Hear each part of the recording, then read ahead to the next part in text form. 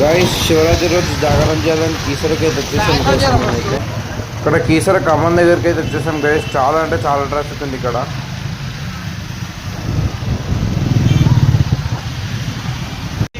Guys ఇక్కడ traffic చాలా ఉంది. ఇంకా ఇక్కడ పార్కింగ్ మాత్రం చాలా దూరం ఉంది గైస్.